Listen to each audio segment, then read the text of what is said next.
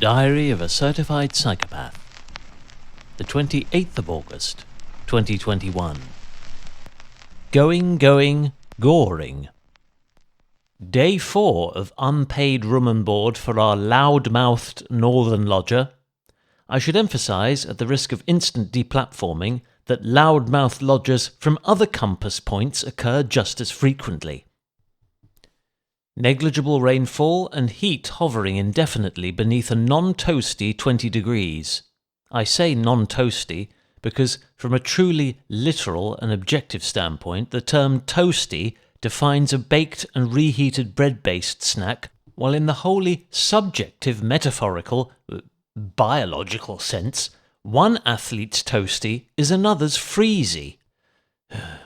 Leaving us all to depend on the entirely relative feels-like rating, as calculated by a computer that has not spun or jogged so much as one stride or revolution since rolling off its production line.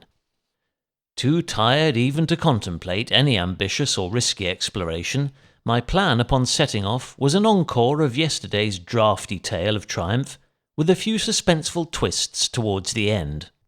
Flew the magic carpet to Beeding's bypass, this time via the main drag, which, for the record, did turn out to be faster by council-smooth tarmac as opposed to Niner attenuated gravel, despite greater exposure to the same persistent headwind. As both conditions and equipment were identical, this data can be considered officially certified and far more reliable than generated by your local weather station or any Met Office sleuth.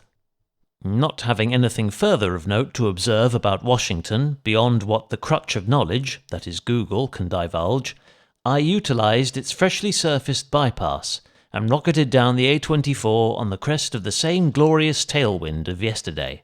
Scythed through Findon, past its neighbouring valley namesake, curb-hopped through Offington on expressly marked shared space, and then, here comes the astounding twist, I veered right along Littlehampton Road all the way to Ferring Village, the hitherto extremity of my westerly ventures, and thus far only frequented during night rides, but based on this visit, similarly peaceful by day, with tastefully appointed low-rise residential areas and a generous peppering of shops, not least amongst them one especially classy coffee joint duly noted for future fuel stops. Another tell-tale twist to the right down Sea Lane, a heartfelt lifelong favourite, no matter the season. On its left, a hodgepodge of architectural styles ranging from rustic period cottages to shapely Art Deco and plain but practical post-World War II domestic. Opposing this, an expansive and enchanting showcase of golden green fields offset against distant woodland, and all situated so close to the coast's unobstructed foreshore as to impart a surreal, almost interdimensional atmosphere, which is equally evocative by sun or moonlight. Caffeine recharge from the back of a Volkswagen Caravanette, followed by a low cadence but almost exclusively seated seafront slog east back to home sweet home, during which the wind did exact a significant measure of revenge, but cyclepaths proved an unexpectedly swift alternative to roads overpopulated by legions of maniacal weekend motorists. Another augmented daily innings, happily free of technical hindrances, and over a route which might appear short and tame to those who spend every flat kilometre in others' slipstreams, but for this habitual soloist, has never once felt easy. The 29th of August, 2021. Goring, gone. How best to find a fifth way of describing, discussing, or interpreting an outdoor fitness-related, elementally associated subject so as to embody some semblance of engaging originality? Elementary. Why don't we just change that subject? Okay, here goes. I could really do with a south wind. There. A perfectly executed example of how to discreetly avoid droning on about day 5 of a north wind that shaves critical degrees off otherwise thermally optimal riding conditions. Damn. With an extra layer of allegedly moisture-wicking armour at my disposal and a brand new toe-peak micro-rocket pump in the saddlebag, not speaking as an influencer, but rather passionately divulging what has been almost exclusively responsible for inflating at least 100,000 kilometres worth of inner tubes, I set cautious sail upon another half-plotted coastal canter. My initial concerns over wind chill, aroused once more by the thermally provisional prophecies of our computer-aided climate analysts, were promptly proven unfounded. And of those experienced throughout the week, this particular foe from the north, though firm, was as clement and honourable as any habitual hater of headwinds could have fair reason to expect.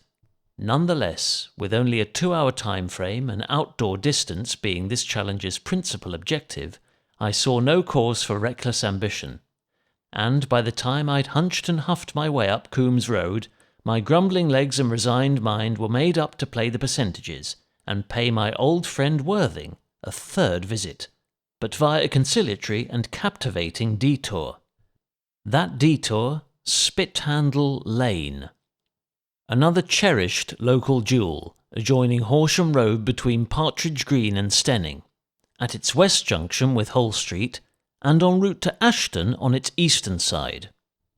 This coiling corridor of whispering, wild woodland proudly exhibits a captivating cornucopia of vibrant verdancy, elegantly framing 3 kilometres of twisting terrain, itself harbouring 2 sharp chicanes that may surprise many a rider bewitched by the surrounding, soul-stirring beauty.